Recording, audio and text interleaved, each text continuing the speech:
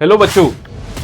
तो आप बेटा अब 9th से 10th में आने वाले हो और मैं 10th के लिए बहुत सारी वीडियोस ऑलरेडी बना चुका हूं, लेकिन अब 9th के फाइनल एग्जाम में भी आप लोगों का हाथ पकड़ लिया है और जिम्मा उठा लिया है कि आपके एसएसटी के फाइनल एग्जाम में अच्छे मार्क्स आ जाएं।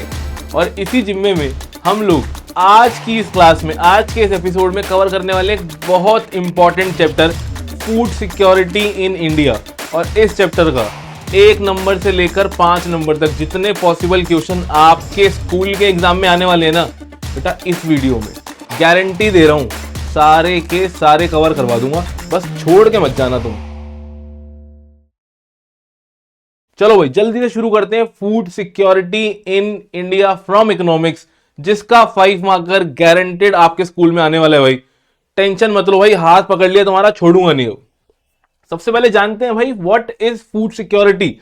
और व्हाट इज फूड सिक्योरिटी से पहले आप सब जानते हो कि बेटा हमारे लिए फूड मतलब कि खाना बहुत जरूरी है। जितना जीने के लिए एयर जरूरी है उतना ही खाना जरूरी है, क्योंकि खाने से मिलते हैं न्यूट्रिएंट्स। और फूड सिक्योरिटी का क्या मतलब है, क्या मतलब है इसकी सिक्योरिटी का? सिक्योरिटी मतलब होता है बेटा सेफ रहना, सेफ फील करना।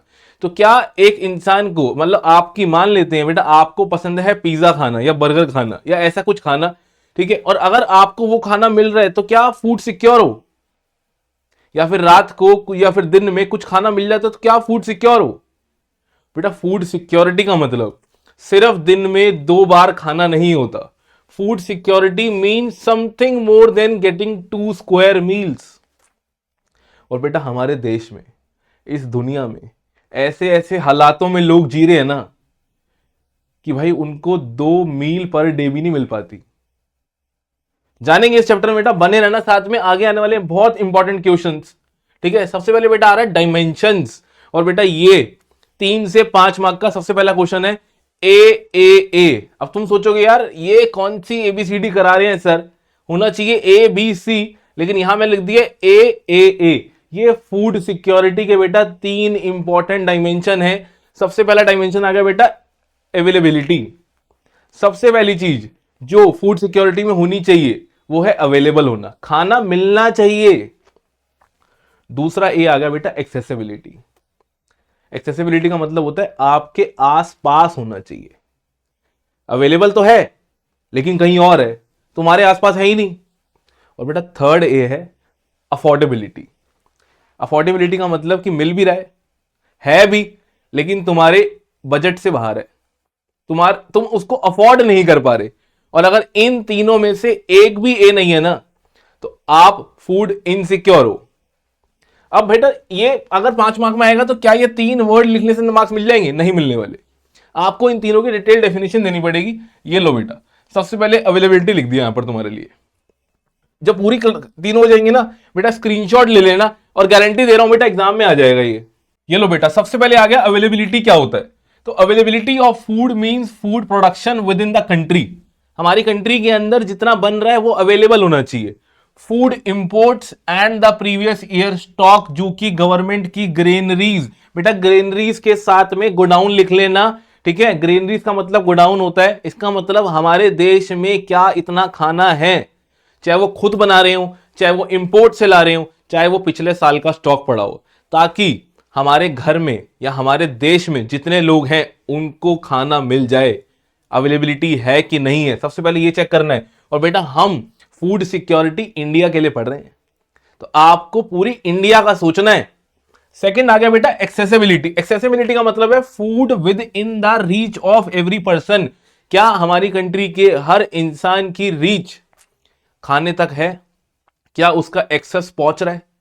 क्योंकि बेटा देश में बहुत ऐसे लोग रहते हैं जो कि इतने बैकवर्ड और इतने रिमोट एरियाज में रहने कि वहां तक खाना पहुंचना बहुत मुश्किल है। लेकिन अगर पहुंच रहा है तो फूड सिक्योरिटी आ जाएगी। और आखिरी चीज बेटा अफोर्डेबिलिटी। अफोर्डेबिलिटी का मतलब कि क्या हर एक इंडिविजुअल के पास एनफ मनी है कि वो सफिशिएंट, सेफ और न्यूट्रिशियस खाना तो मिल जाता है बेटा। क्या वो सेफ है, क्या वो न्यूट्रिशियस है, क्या उसमें पूरे न्यूट्रिएंट्स हैं? और अगर हैं ये तीनों ए तो फूड सिक्योरिटी आ जाएगी। अब बेटा खुद से जवाब करो, खुद से पूछो कि क्या हमारे देश में आपको लगता है कि हर किसी को ये तीनों ए मिल जाते हैं? याद करो पिछला चैप्टर पॉवर्टी का, याद करो उड़ीसा का, बिहार का हालात, कि वहां के हालात कैसे हैं, क्या वहां पर ये तीनों ए मिल रहे हैं? तो ये है बेटा 3 dimension of food security, A. Paper के अंदर 5 मार्कर आ जाएगा, व्हाट इज फूड सिक्योरिटी, और व्हाट इज फूड सिक्योरिटी के बाद उसके 3 ये डायमेंशंस, सारा एज इट इज लिखाना। ये लो बेटा स्क्रीनशॉट ले लो जल्दी से, ठीक है? और स्क्रीनशॉट अगर ले लिया है तो बेटा चलो आगे बढ़ते हैं। अपने देश की बात कर रहे थे ना, ये देखो बेटा, how is food security affected during a calamity. हमारी नेचर जो है ना कभी कुछ ना कुछ उसमें होता रहता है। कभी कोई अर्थक्वेक आ जाता है, कभी फ्लड, तो कभी सुनामी। ये बेटा पीछे एक देखो, स्लाइड देखो ये वाली, तुम्हारे लिए बेटा ऐसी प्रेजेंटेशन बना रहा हूं ना, और ये खुद बना रहा हूं, ठीक है? ऐसी इमेजेस बना रहा हूं कि तुम लोगों को ना बेटा कहीं और जाना ही ना पड़े। इस चैनल पे हर एक छोटी से छोटी चीज कवर हो जाए, और वो भी इतने बढ़िया विजुअल्स के साथ में। अर्थ को एक सुनामी, फ्लड के हालातों में क्या लोगों को वो तीनों ए मिल रहे हैं? अब यहां का सोचो, क्या इस एरिया में खाना पहुंच पा रहा होगा? खुद से जवाब करो बेटा, नहीं पहुंच पा रहा।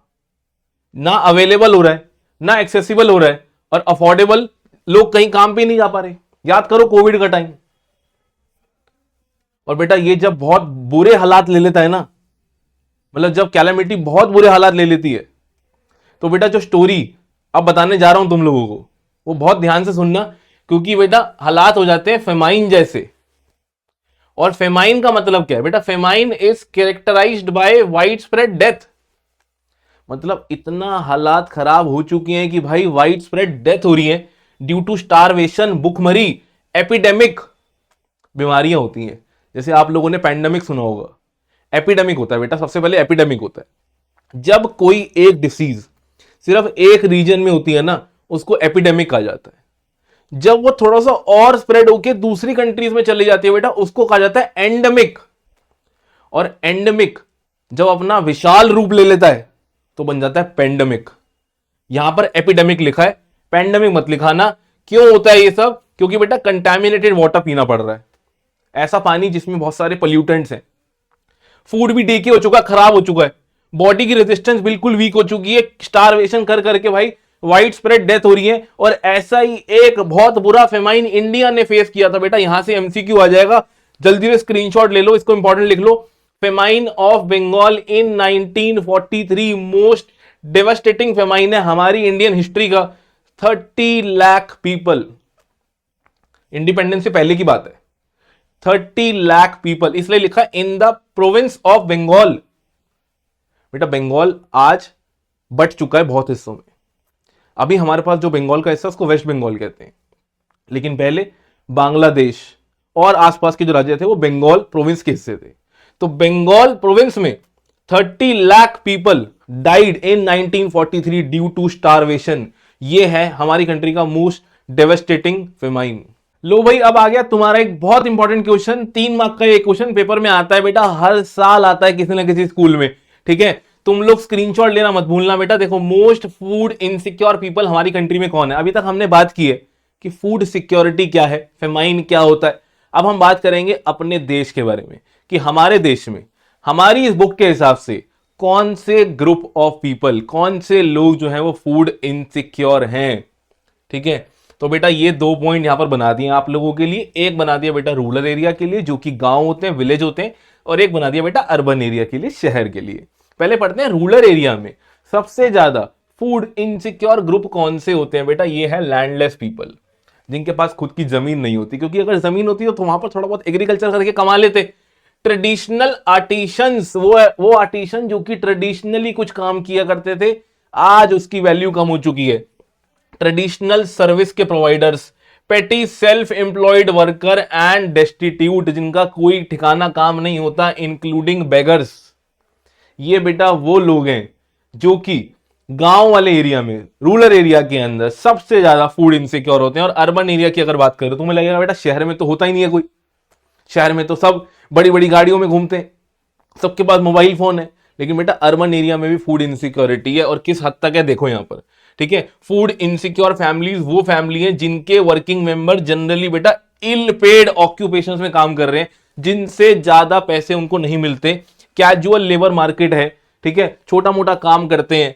दीज, वैसे तो बेटा कोई काम छोटा नहीं होता, लेकिन ये कैजुअली कुछ काम कर रहे हैं, मतलब इनको रेगुलर कुछ काम नहीं मिल रहा है कि अगर कोई पेंटर है तो उसको रोज पेंट का काम नहीं मिल रहा है, कभी कभार मिलता है, कभी कभार पैसा आता है, और वो पैसा जितनी जल्दी खत्म हो जाता है तुम लोग सोच भी नहीं सकते।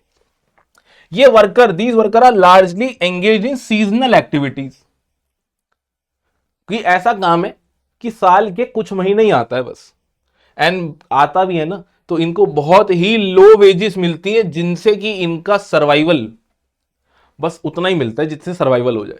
ये दो बेटा बहुत इंपॉर्टेंट क्वेश्चन है, डिफाइन कर रखे हैं 2 पॉइंट में, स्क्रीनशॉट ले लो जल्दी से, 3 मार्क का क्वेश्चन आ जाएगा। बेटा इस स्लाइड को ना ध्यान से देखना, इस आंखों को ध्यान से देखना। यह है बेटा हंगर। हमारी दुनिया में, हमारे देश में ऐसे भी लोग जी रहे हैं, और ये देख के ना बेटा अपनी प्रॉब्लम बहुत छोटी लगती है। ये देखो बेटा, खाने के लिए लोग तरस रहे हैं और हम लोग लड़ाई लड़ रहे हैं फोन और लैपटॉप के लिए। ये बेटा हंगर है, जो कि एक बहुत बुरी बीमारी है, और इतने लोग इससे परेशान है ना बेटा, क्या ही बताऊं आप लोगों को। ये स्लाइड जब बना रहा था ना, हर बार बेटा ये जब चैप्टर पढ़ा रहा होता हूं ना, तो दिल भर आता है इस ऐसी इमेजेस सोच के, देख के। बट कोई नहीं भाई, सिलेबस का पार्ट है, जानने को मिल रहा है। इस हंगर को आगे डिटेल में पढ़ते हैं, क्योंकि यहां से बेटा आप लोगों के एग्जाम में फिर एक क्वेश्चन आ जाएगा कि हंगर कितने टाइप की होती है। तो बेटा हंगर सबसे पहले जो टाइप दे रखा है वो बेटा क्रॉनिक हंगर। यहां भी हालात देखो भाई। चलो क्रॉनिक हंगर के बारे में पढ़ते हैं।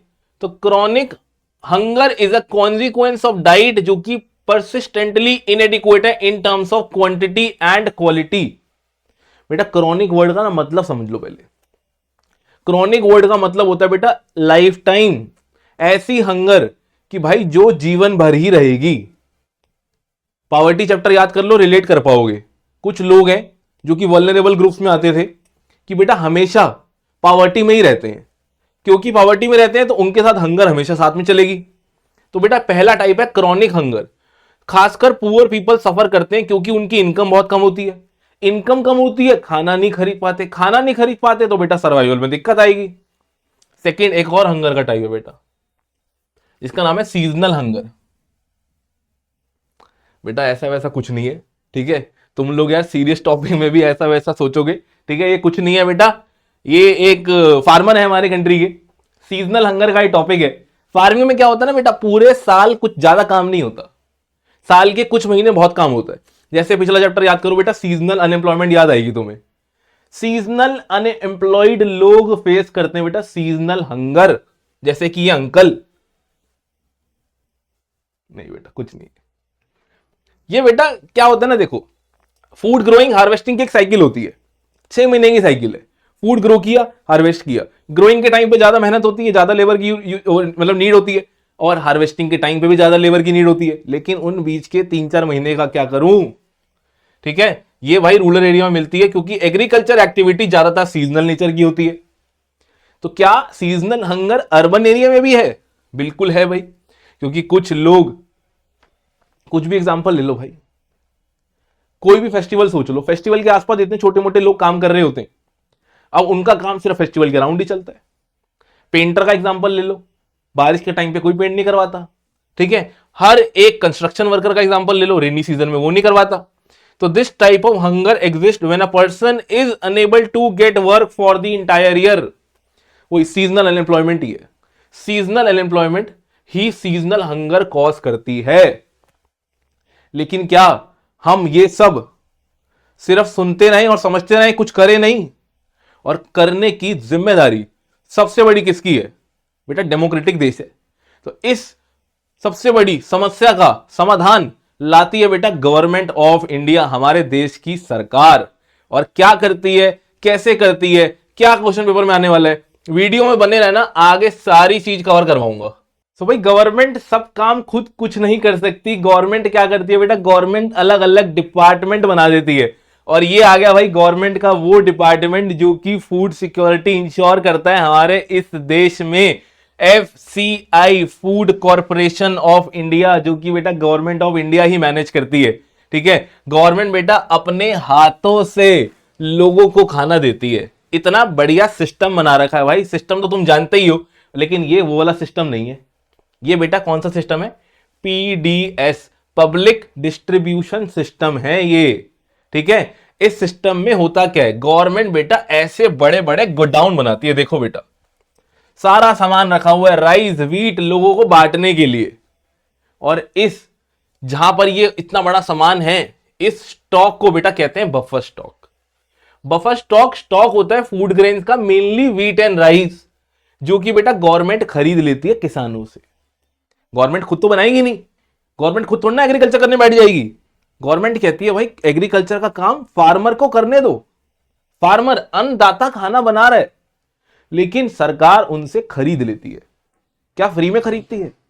नहीं बेटा, पैसे देती है उनको, और उस पैसे को कहा जाता है बेटा MSP। ठीक है, और भाई इस MSP की फुल फॉर्म भी ध्यान रख लो, लिख लो, इसको बोलते हैं बेटा मिनिमम सपोर्ट प्राइस। गवर्नमेंट क्या करती है, गवर्नमेंट बेटा हर एक क्रॉप के MSP डिक्लेयर कर देती है बिफोर द सोइंग सीजन, कि अगर हमें किसानों से खरीदना हुआ तो हम इस रेट पे खरीद लेंगे। मान लो गवर्नमेंट ने बोल दिया कि हम लोग 10 रुपीज पर केजी पे वीट खरीदेंगे, एग्जाम्पल दे रहा हूं सिर्फ, तो जो भी किसान वीट बनाएगा वो सरकार को बेच सकता है। ठीक है, अब ये 10 रुपए किलो की गेहूं सरकार देती है हमारी कंट्री के पुअर लोगों को,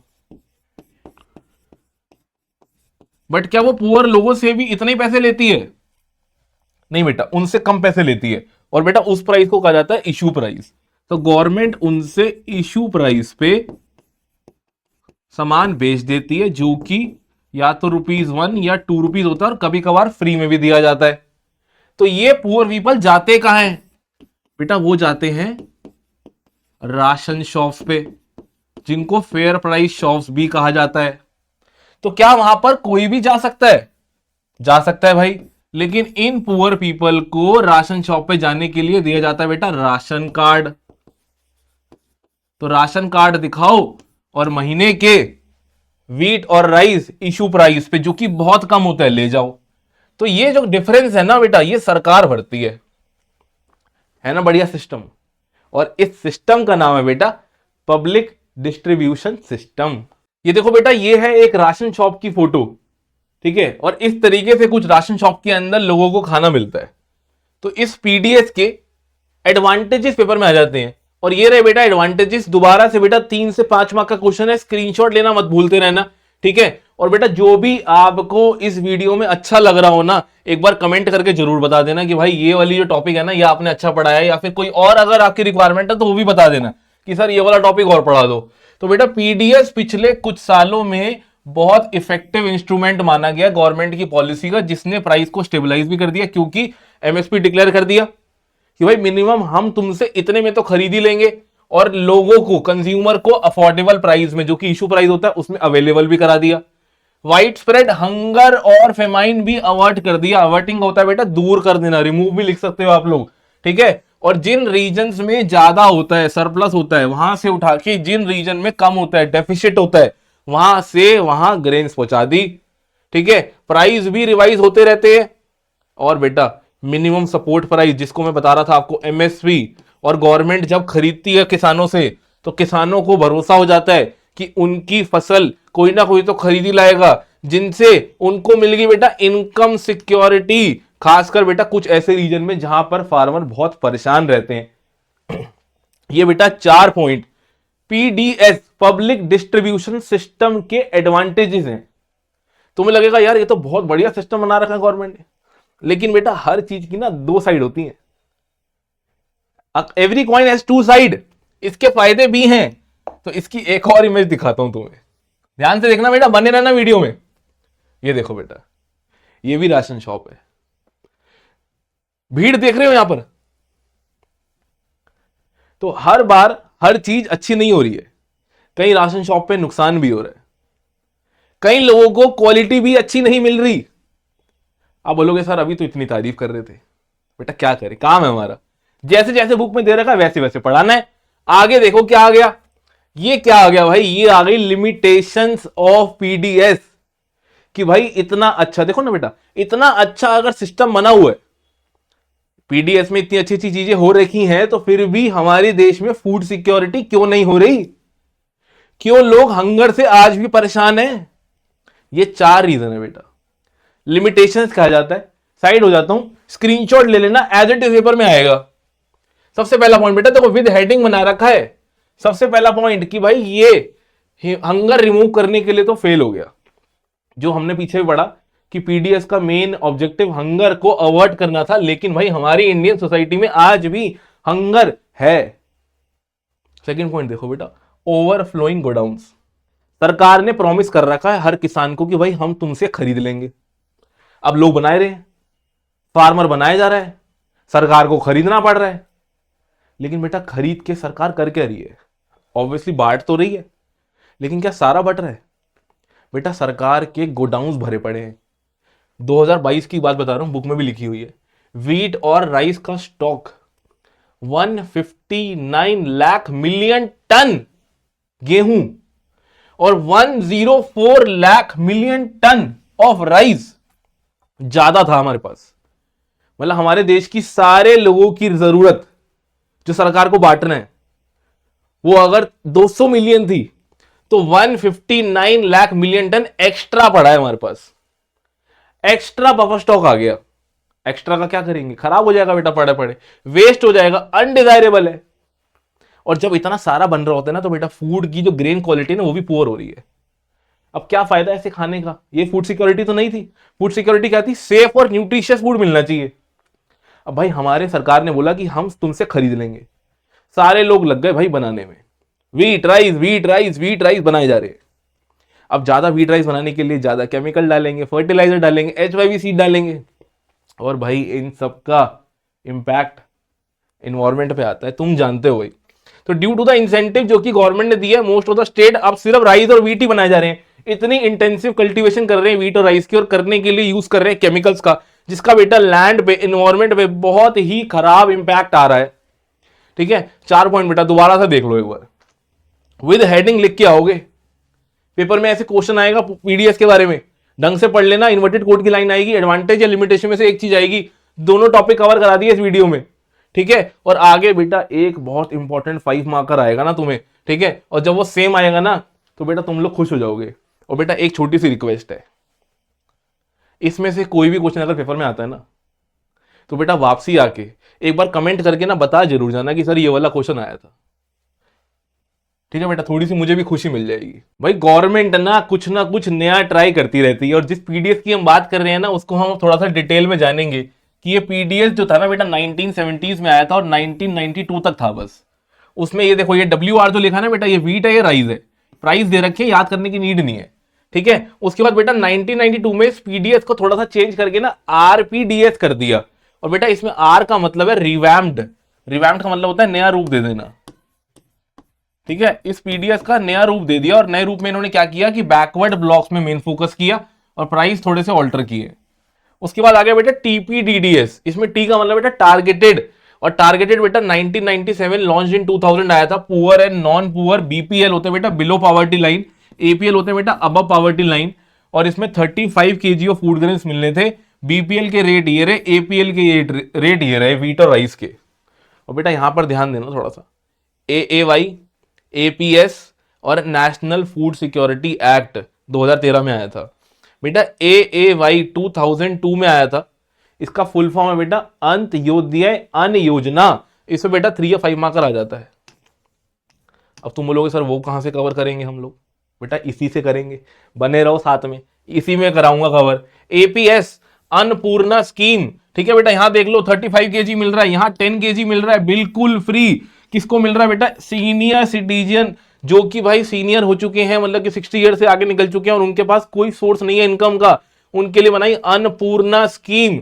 इसमें बेटा ईयर तो इंपॉर्टेंट है ही, और ये AAY और national food security act NFSA 2 बहुत इंपॉर्टेंट है। आने वाली वीडियो में ना इन दोनों को डिटेल में कराने वाला हूं।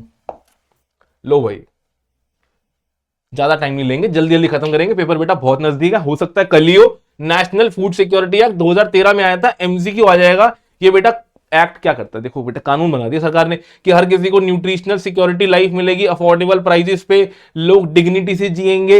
एमसीक्यू बेटा नोट करो जल्दी से, रूरल पॉपुलेशन की कितनी परसेंट पॉपुलेशन, 75। अर्बन पॉपुलेशन की कितनी परसेंट, 50%। इन दोनों पॉपुलेशन की कैटेगरी बना रखी है कि भाई सरकार का टारगेट है कि इस पॉपुलेशन को, इतने ग्रुप ऑफ लोगों को फूड सिक्योर करवाना है। भाई अंत्योदय अन्न योजना जल्दी से ले लो स्क्रीनशॉट, दिसंबर 2000 में लॉन्च हुई थी।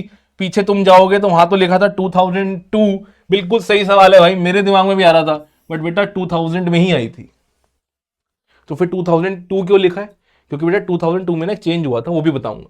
तो बेटा सबसे पहले तो 1 करोड़ लोगों को इस स्कीम के अंडर खाना फ्री मिल रहा था।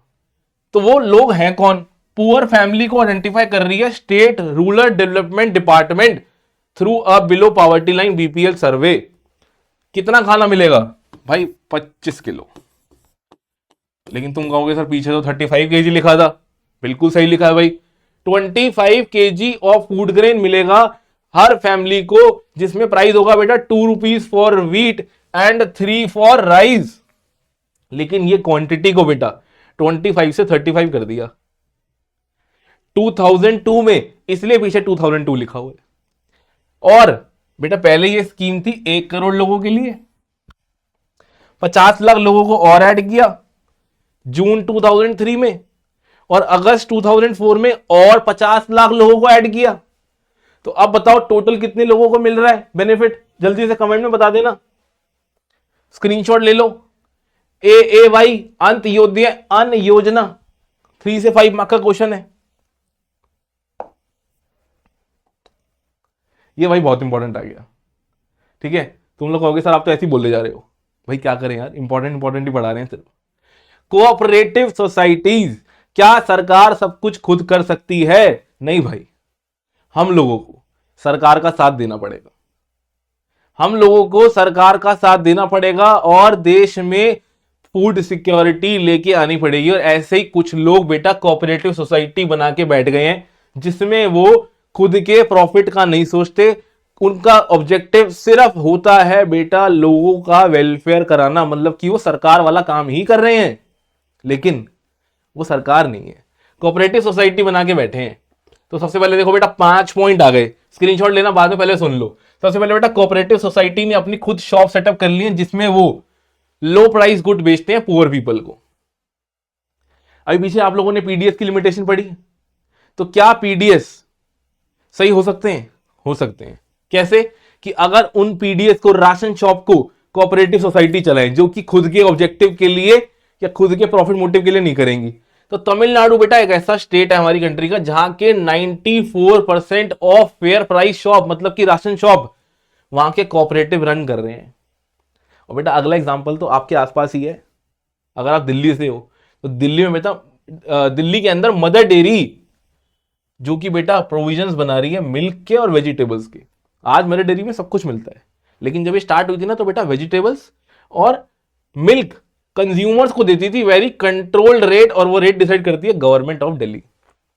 और बेटा अगला एग्जांपल तो सब जानते हैं भाई, ये नाम बेटा घर घर की पहचान है, अमूल। ये बेटा गुजरात से आई है। गुजरात में एक जगह है आनंद, जगह का नाम है आनंद, वहां पर मिल्क के लिए एक यूनियन बनी और कंपनी बना दी, उसको नाम रख दिया उसका Anand milk union limited. Short form निकाल लो भाई, ये है बेटा आपकी अमूल। नेक्स्ट टाइम जब अमूल दूध लेने जाओगे ना तो बेटा आनंद मिल्क यूनियन लिमिटेड वहां जा रहे हो आप। तो बेटा ये अमूल एक और सक्सेस स्टोरी है कोऑपरेटिव की, जो कि मिल्क एंड मिल्क प्रोडक्ट को हमारे लोगों तक पहुंचाती है। गुजरात में शुरू हुई थी। और एक और एग्जांपल आ गया बेटा महाराष्ट्र का, यहां पर है बेटा अकेडमी ऑफ डेवलपमेंट साइंस। इस पॉइंट से अलग से 2 मार्कर आ जाता है, ठीक है। ये बेटा एनजीओ का नेटवर्क बना रही है, ग्रेन बैंक्स बना रही है, ग्रेन बैंक्स का मतलब जहां पर वीट स्टोर हो सकती है, डिफरेंट डिफरेंट रीजन के अंदर ट्रेनिंग कर रही है, कैपेसिटी बिल्डिंग प्रोग्राम बना रही है ताकि भाई फूड सिक्योरिटी हो सके, आ सके। बहुत सारे एनजीओ भी लगे हुए हैं, नॉन गवर्नमेंट ऑर्गेनाइजेशन। बेटा explain the role of cooperative in ensuring food security in India. ये लो 5 पॉइंट, दोबारा सुन लो। लो प्राइस प्रोडक्ट्स, तमिलनाडु के पीडीएस राशन शॉप्स, दिल्ली की मदर डेयरी, गुजरात की अमूल, महाराष्ट्र की एडीएस, ये सारी ऑर्गेनाइजेशन फूड सिक्योरिटी लाने में लगी हुई हैं। और बेटा इसी के साथ आप लोगों का चैप्टर हो गया खत्म, और उम्मीद है भाई अच्छे से समझ आ गया होगा। इस वीडियो का जो भी आपको बेस्ट पार्ट लगा एक बार कमेंट कर देना, और उम्मीद है भाई एग्जाम में इससे क्वेश्चन आएगा, उम्मीद क्या बेटा आएगा ही। उम्मीद ये है कि तुम अच्छे से करके आओगे, भरोसा है पूरा। ठीक है बेटा, मैं आपसे मिलूंगा बेटा नेक्स्ट एपिसोड में नए टॉपिक के साथ। आप सभी को वेरी ऑल द बेस्ट, तब तक के लिए अपना ध्यान रखें। जय हिंद, जय भारत।